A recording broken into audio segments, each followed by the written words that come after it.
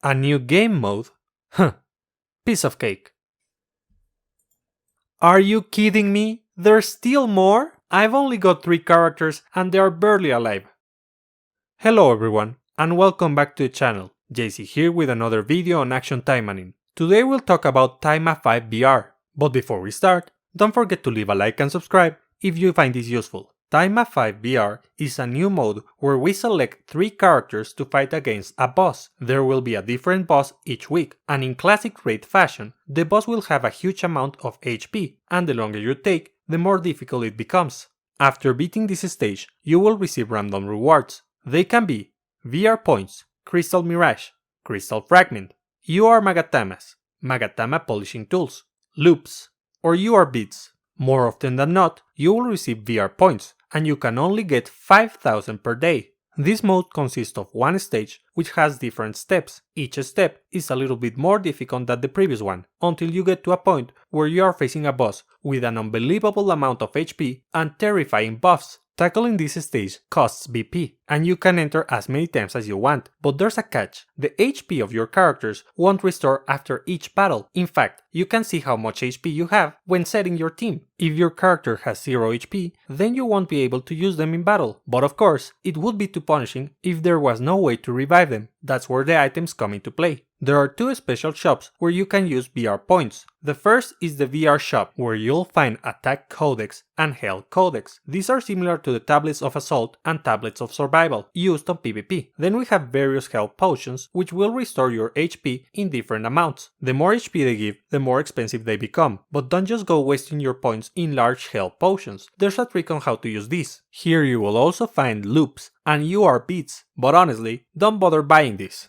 At the very bottom we have Crystal Fragments and Crystal Mirage. These can be bought a limited amount of times. After doing some math, I noticed that Crystal Fragments are not exactly cost efficient, so only buy them in a pinch. The random shop is just like it sounds. It's a shop which rotates every 6 hours and offers 4 items. Some can be bought with VR points and other can be bought with gems. If you're impatient, you can change the items manually by spending 4 gems. Pretty cheap, but still not worth it. If you want to check the available items in this shop, press the question mark icon in the bottom left corner. Since we only gain a limited amount of points every day, it's important to be aware of how often items restock in each shop. The items which get restocked daily are Crystal Fragments, UR Magatamas, Magatama Polishing Tools bought with VR points, Ritual Bells, Cutting Fluids, Element Kits, Orb Kits, and Health Potions. The items which get restocked weekly are Crystal Kits, Crystal Mirage from the random shop, Magatama Polishing Tools bought with gems, and VR Weapons.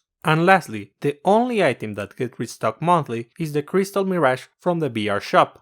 Now that we know what's available on the store and how often it restocks, it's time to decide how to spend your points. First of all, don't be afraid to buy health potions. In fact, buy the 5 potion packs. This will be the most efficient way to spend your points, since you will be using a couple potions each day. Don't buy loops or UR beads. Creating an SR perfect Magatama and then evolving it is easier and cheaper than creating a UR perfect Magatama. The set effects, while useful, are not as strong or meaningful as the main effects, so don't waste your points on these. Weekly and monthly Crystal Mirage should be your top priority, as you can only buy them in small quantities. Crystal Kits and Magatama Polishing Tools are your next target. These items are also required to awaken your characters, and, as mentioned previously, it's easier to evolve perfect UR Magatamas than creating them. Buying 20 Crystal Fragments is more expensive than buying a single Crystal Kit, so avoid this if you can. Still, I can't say you're wasting your points if you decide to buy this, it's just not cost efficient. In the random shop, you may find the VR weapons. These are extremely expensive, but their effects are tailor-made to fight against specific traits, which will prove useful against the bosses in this mode.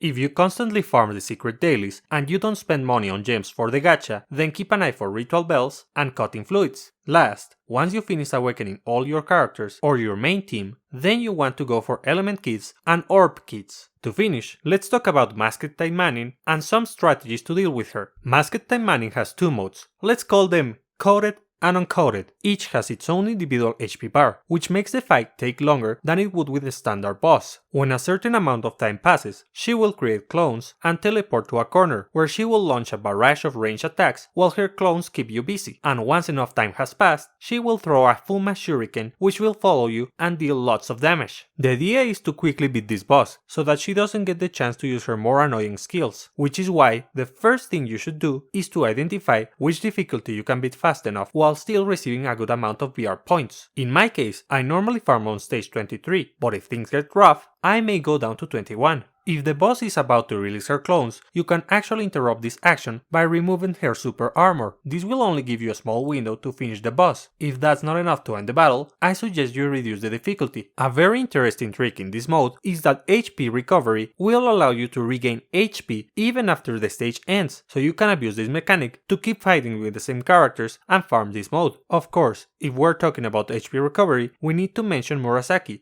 Her green build makes her practically immortal. By using Great Axe Senpu and Tentacle Hold, you won't have any troubles keeping her alive. Her Fushi no Jin is another HP recovery skill that you can use, but personally I prefer Tentacle Mine, which reduces the enemy's defense by 75%. This, paired with Senpu, will recover a ton of HP while dealing a huge amount of damage. Kurenai is another easy to use character that has good recovery. You can build her both red or green, but I strongly suggest you use green over red, since her Deflective Wind is easier to use than her Gale Slash and recovers more HP when facing one enemy. Other characters that you can use which have their own means of HP recovery are Asagi, Rinko, Noah, and Sora with blue builds, Astaroth and Yukikaze with green builds, and Shiranui with a red build. Emilia and Chizuru are viable options thanks to her healing areas, but they don't recover HP as fast as other characters. Felicia, Rin, and Anne Rose also have healing on their kits, but they are very frail, so an HP recovery strategy doesn't suit them well. If your character happens to die due to bad RNG, you can always use potions to bring them back to life, but the best way to use them is to use a small potion and then tackle a low level stage, then use your HP recovery skills to get back to full health. If you have invul supporters, be sure to give them to your frailer characters. And don't forget that counter skills like Murasaki's Fuji no Jin or Kurenai's Deflective Wind do not activate while they are invincible. HP recovery strategies seem to be what's most consistent, but there are other strategies you can use. For example, a team of Green Anne Rose, Red Felicia, and Green Ingrid can explode the boss with the right setup. Specifically for this mode, tanky teams are not as viable because the enemy unleashes new skills the more time passes, so avoid this kind of composition. With the arrival of this mode, people will start building 3 sets of damage against specific traits Magatamas. These are the best kind of Magatamas you can use. Talking about Magatamas, there seems to be some kind of new mechanic that makes critting a lot harder, even with decent crit supporters and Magatamas, so try going for red Magatamas and damage increasing builds rather than crit builds. Well,